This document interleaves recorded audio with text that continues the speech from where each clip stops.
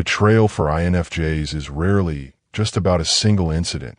It disrupts the entire emotional narrative they have built around a person or relationship. INFJs tend to invest deeply in relationships, often idealizing the people they care about and building emotional blueprints based on trust, loyalty, and shared values. Because of this investment, betrayal usually strikes them very hard.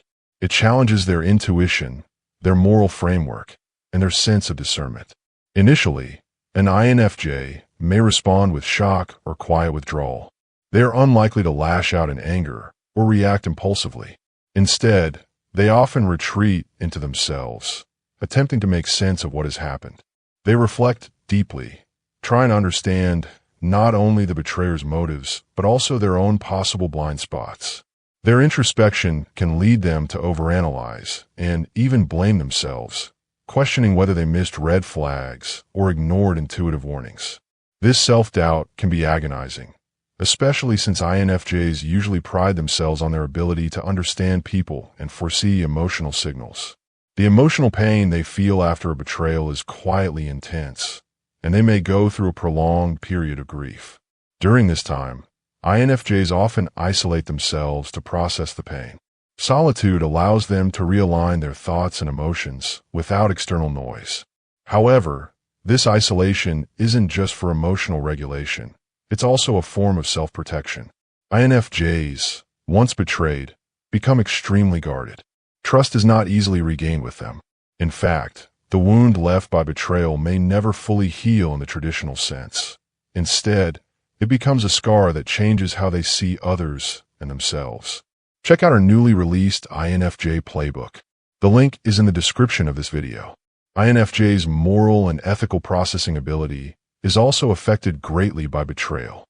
Because they have strong internal values, any act of disloyalty is not just a personal offense, but a violation of a shared moral code. This can lead to a sense of disillusionment with people in general, and in extreme cases, INFJs may become cynical or emotionally distant. However, they often struggle with this detachment because it goes against their nature to stop caring. This conflict between their ideals and the reality of betrayal can leave them feeling lost or spiritually unsettled.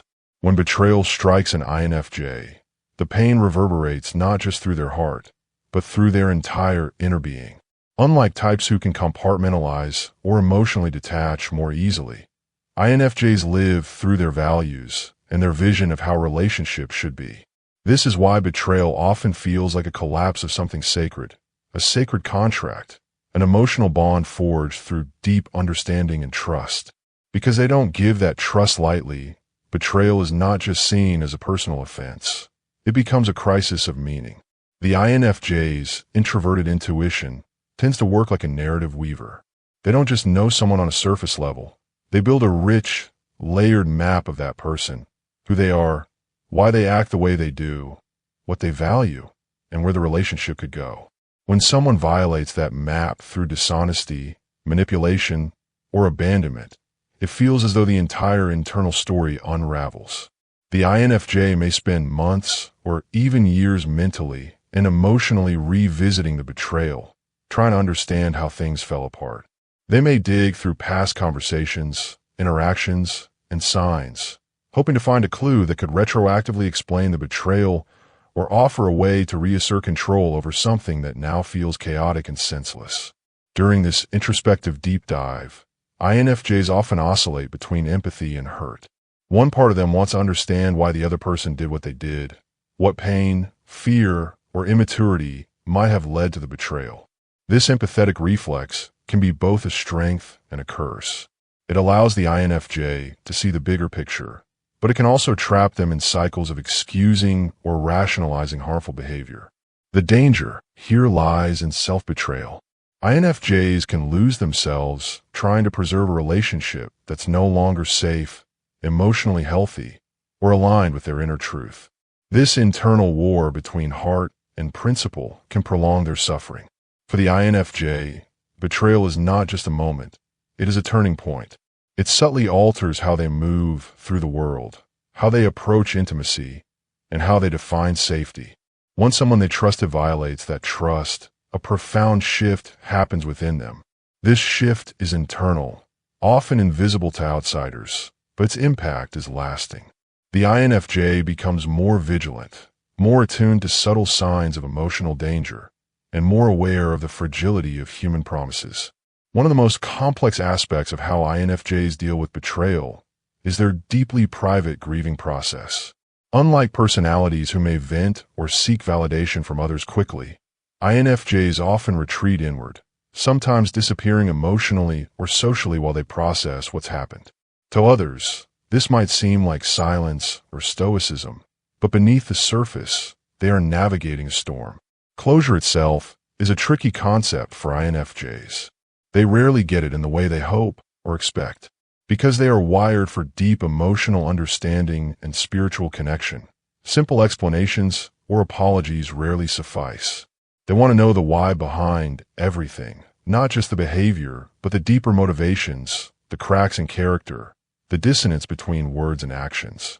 In many cases, INFJs will create their own closure through introspection, writing, or inner work, especially when the other person fails to take responsibility or provide clarity. One of the quiet tragedies of the INFJ experience is how deeply they can still care for someone who hurt them. This doesn't mean they lack boundaries or self-respect. It means they don't love conditionally. Even when they walk away from a relationship, a piece of them often remains emotionally connected to the potential they once saw in that person. It takes tremendous inner strength for an INFJ to let go, not of the person, but of the dream they had for what the relationship could be. Though betrayal may darken the INFJ's outlook for a time, it does not extinguish their inner light. There is a quiet nobility in how they carry their pain, not as bitterness, but as wisdom. They often emerge with a stronger relationship to their intuition, a more grounded sense of identity, and a deeper compassion for others navigating their own pain. And most importantly, they learn to hold themselves with the care and reverence they once gave so freely to others. INFJs experience betrayal as a kind of spiritual dissonance. This personality type sees life and relationships through a lens of meaning, symbolism, and interconnectedness. Their loyalty is not casual, it's sacred. So when someone betrays them, it's not just a failure of trust. It's a rupture in the soul-level bond they believed existed between them and the other person. This is why betrayal, for the INFJ, doesn't simply hurt. It shakes the foundations of how they understand love, connection, and even the human condition itself. They often have a deep-seated belief in the goodness of others, sometimes even to the point of idealization. Their capacity to envision a better, more harmonious version of reality makes them naturally inclined to see potential where others might see risk. Betrayal confronts this optimism head-on. It forces the INFJ to reconcile their intuitive understanding of a person with the painful evidence of what that person chose to do. This can lead to what feels like an existential crisis. If I trusted this person and I was wrong, what else might I be wrong about? That question cuts especially deep for INFJs because their intuition is such a central part of their identity. It's not just the person who is lost, it's a part of themselves that feels damaged, like a compass suddenly spinning without direction. And make no mistake, INFJs do get angry. They just don't often show it in obvious ways. Their anger is often silent, complex, and aimed more at the betrayal of trust than at the person themselves. It's anger born of disappointment, of witnessing someone violate the very values they believed were shared. That kind of anger isn't explosive, it's a slow burn. It simmers beneath the surface, reshaping their understanding of boundaries, loyalty, and the limits of forgiveness. The INFJ may never scream or confront with force, but the shift in energy is unmistakable. They become colder, quieter, more detached, not because they don't care, but because they cared so much that they can no longer afford to do so in the same way. When INFJs are betrayed, it penetrates the INFJ's world. It leaves a shadow that can stretch far beyond the immediate relationship. Because INFJs are fundamentally oriented toward meaning and depth, their experience of betrayal doesn't exist in isolation. It colors how they view future interactions and, often, their very sense of belonging. The INFJ's sensitivity means they absorb emotional experiences deeply, and this absorption can sometimes make moving on feel like an uphill journey, laden with the weight of both loss and hard-earned wisdom. One of the most challenging things for INFJs in the aftermath of betrayal is rebuilding their sense of safety. Their natural disposition is to seek harmony and understanding, to find common ground where others might only see conflict. When that harmony is shattered by someone they trusted, it creates a rupture in their internal equilibrium. For a time, INFJs might find themselves questioning their ability to discern truth from deception, not only in others but in themselves. This self-questioning can be painful, as they wrestle with the dual role of being both the intuitive guide and the wounded party. In some ways, betrayal usually becomes a catalyst for the INFJ to realign with their authentic self. It forces them to re-examine their values and boundaries, to assert their needs more clearly, and to cultivate relationships that honor mutual respect and genuine connection.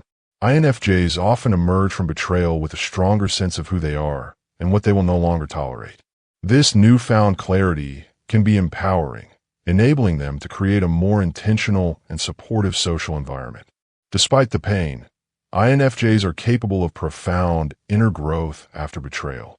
Once they move through the emotional storm, they often emerge with greater clarity about their boundaries, their worth, and the kind of people they want in their lives. They may become more discerning, private, and more protective of their emotional energy. Forgiveness is possible, but it is rarely immediate. INFJs need authenticity and accountability from the person who betrayed them. Without that, they are unlikely to offer reconciliation, and even if they do forgive, it doesn't always mean they will allow the person back into their inner circle. INFJs also process betrayal through creative or spiritual means.